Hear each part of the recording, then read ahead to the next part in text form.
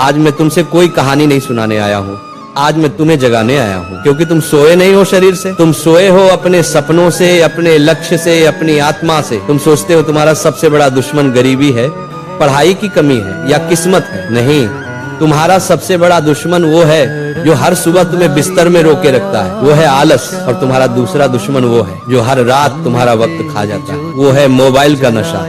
आज इस धरती पर लाखों बच्चे भगवान से किस्मत मांग रहे हैं, लेकिन भगवान कहते हैं मैंने किस्मत दी थी पर तूने उसे मोबाइल में बर्बाद कर दिया। याद रखो, जो मोबाइल तुम्हारे सपनों तक पहुंचने का जरिया था, वही आज तुम्हारे सपनों का कब्रिस्तान बन चुका है। तुम्हारा एक 5 मिनट और तुम्हारी जिंदगी के 5 साल छीन लेता है। और वो आलस जो तुम्हें कहता है कल से करूंगा, वो तुम्हें उस मोड़ पर छोड़ देगा जहाँ कल कभी आता ही नहीं। सफलता और असफलता में फर्क बहुत छोटा है। सफल इंसान वही है जिसने अपने अंदर के आलसी राक्षस को मार दिया, असफल वही है जिसने उसे दोस्त बना लिया। आज मैं तुम्हें 3 ऐसे दिव्य सूत्र बताने वाला हूँ, 3 ऐसे ब्रह्मास्त्र जो अगर तुमने आज से अमल में लाए तो न सिर्फ तुम्हारा आलस मरेगा, बल्कि तुम्हारा मोबाइल तुम्हारा सेवक बन जाएगा, मालिक नहीं। आज का ये प्रवचन सुनने वाला बच्चा या तो अपनी जिंदगी बदल देगा या जिंदगी उसे पीछे छोड़ देगी, क्योंकि समय किसी का इंतजार नहीं करता। पहला सूत्र, मन का स्वामी बनो, दास नहीं। मोबाइल बुरा नहीं है, लेकिन जब तुम उसके गुलाम बन जाते हो तब विनाश शुरू होता है। मोबाइल तो एक औजार है, पर जब औजार इंसान को चलाने लगे तो समझो विनाश निश्चित है। तुम कहते हो थोड़ा रिलैक्स करने के लिए खोलता हूँ, और फिर देखते देखते 2 घंटे निकल जाते हैं, तुम्हें पता भी नहीं चलता। और तुम्हारा ध्यान, तुम्हारी ऊर्जा, तुम्हारा समय सब उस स्क्रीन के भीतर कैद हो जाता है। सच्चाई सुनो, मोबाइल ने तुम्हें आलसी नहीं बनाया, बल्कि तुम्हारे मन की कमजोरी ने तुम्हें मोबाइल का गुलाम बना दिया।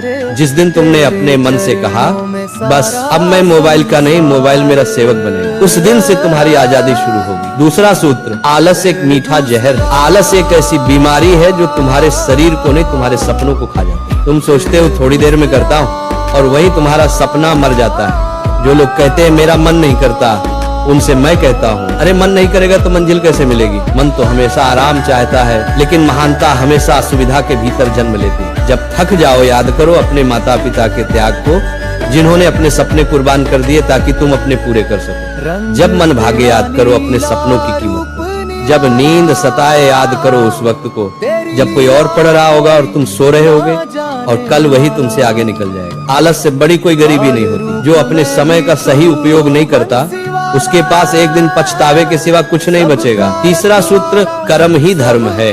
बच्चों, अगर तुम सच में बदलना चाहते हो तो रोज सुबह उठकर सिर्फ एक संकल्प लो, आज का दिन मैं अपनी मंजिल के नाम कर दूंगा। तुम्हें पता है भगवान भी उन्हीं की मदद करता है जो खुद चलने की हिम्मत रखते हैं। मोबाइल से दूरी बनाओ, थोड़ा समय किताबों के साथ बिताओ, थोड़ा वक्त अपने विचारों के साथ अकेले बैठो। जब तुम काम करते हो ना तो आलस खुद भाग जाता है। जब तुम अपने सपनों के लिए तपते हो ना तो मोबाइल की स्क्रीन फीकी लगने लगती है। कर्म ही वो दवा है जो आलस और नशे दोनों को खत्म कर देती है। याद रखो, मोबाइल तुम्हारा नौकर है, मालिक नहीं। आलस तुम्हारा दुश्मन है, दोस्त नहीं। अगर आज तुम उठ खड़े हुए तो कल दुनिया तुम्हारे आगे झुकेगी। जिसने अपने आलस को हराया उसने खुद भगवान को पा लिया। इसलिए बच्चों, आज उठो, अपने हाथ जोड़ो और प्रतिज्ञा करो कि अब मैं आलस और मोबाइल की लत से मुक्त होकर अपने जीवन का निर्माता बनूंगा। सूरज रोज निकलता है, लेकिन उसकी किरणें सिर्फ उसी को छूती है जो जागा रहता है। अब ये तय करो, क्या तुम उठने वालों में हो या सोए रहने वालों।